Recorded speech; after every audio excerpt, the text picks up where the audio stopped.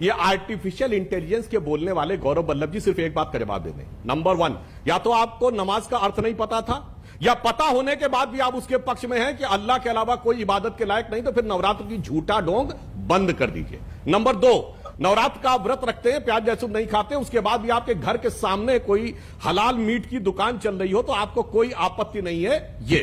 Number 3, जो आपने कहा कि पेट्रोल डीजल के दाम बढ़े, हंसने से नहीं होगा बेटा, हंसने से नहीं होगा मान्यवर। हमारी सरकारों ने 10 से 20 रुपया राज्य सरकारों ने घटाया है। आप बताइए आपकी सरकारों ने कितने घटाए हैं? अच्छा बताइए आपकी सरकारों ने कितने पैसे घटाए हैं? और तीसरी बात, आर्टिफिशियल इंटेलिजेंस महोदय, उन्होंने आपकी पूरी बात सुनी, अब आप भी सुन लीजिए। अरे भाई, इसके बाद अरे भैया, तो ऐसे बेटा बेटा तो ना कहे ना। अब मैं भी आपको, मैंने सिर्फ 3 प्रश्न का उत्तर मुंह से निकल गया। सुधांशु जी हमेशा बहुत मर्यादा से बात करते हैं। आपको बुरा लगा, वो क्षमा चाहिए। अरे भाई मैंने क्षमा चाहता हूँ। ठीक है सुधांशु जी, अरे गौरव जी मैं क्षमा चाहता हूँ। गौरव जी मैं क्षमा चाहता हूँ, ठीक है, आगे के लिए मैं क्षमा चाहता हूं। हाँ, मगर मैं मान्यवर आपसे कहना चाहता हूं, आपने छोटा भाई कहा तो मैं ये भी बस कहना चाहता हूं, बस ये मेरे 3 प्रश्नों का उत्तर दे दिया। अजान का अर्थ जानने के बाद भी आप उसके पक्ष में हैं, हाँ या नहीं, कि अल्लाह के अलावा कोई इबादत के लायक नहीं है। नंबर 2, नवरात्र में प्याज न लहसुन खा के भी घर के सामने हलाल मीट की दुकान होनी चाहिए, इस पे आपको कोई आपत्ति नहीं है। नंबर 3, हमारी राज्य सरकारों ने 10 से 20 रुपए पेट्रोल पे घटाए हैं, आपकी राज्य सरकारों ने क्यों घटाए? नंबर 4, यूक्रेन युद्ध के 1 महीना होने के बाद पूरी दुनिया में पेट्रोल के बढ़े, सिर्फ भारत में नहीं, Germany, Belgium, Europe, Britain, France, सब जगह बढ़े, तो भारत में भी बढ़े।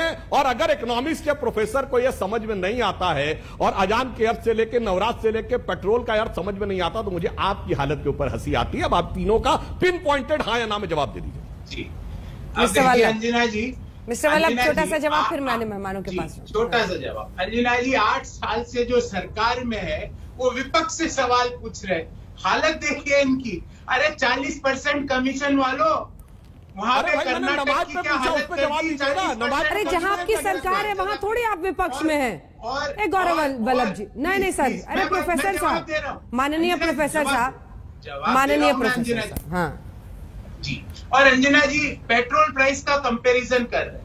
अंजना जी मैं आपको बताना चाहता हूं कि जो स्टेट पे जो टैक्स लगाती है वो एड वैलोरम टैक्स लगाती है, अर्थात केंद्र सरकार अगर एक्साइज ड्यूटी जो कि 500% डीजल पर और 203% पेट्रोल पे पिछले 8 वर्षों में बढ़ी है, अगर उसको कम कर दे तो स्टेट वैट ऑटोमेटिकली कम हो जाए।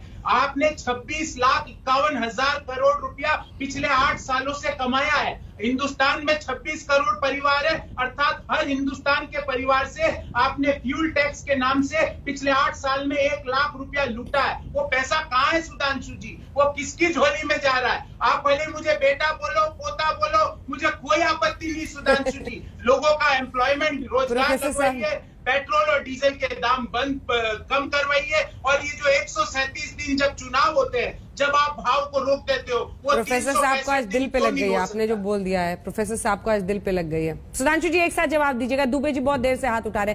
दुबे जी वो सीधा बाला साहब ठाकरे पर। नहीं मैं सिर्फ एक, भाई मेरे 3 प्रश्नों का पॉइंटेड जवाब नहीं आया।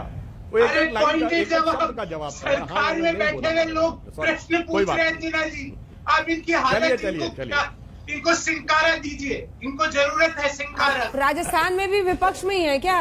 अरे राजस्थान का जवाब दे दिया ना, 503% डीजल पे एक्साइज ड्यूटी। चलिए ठीक है।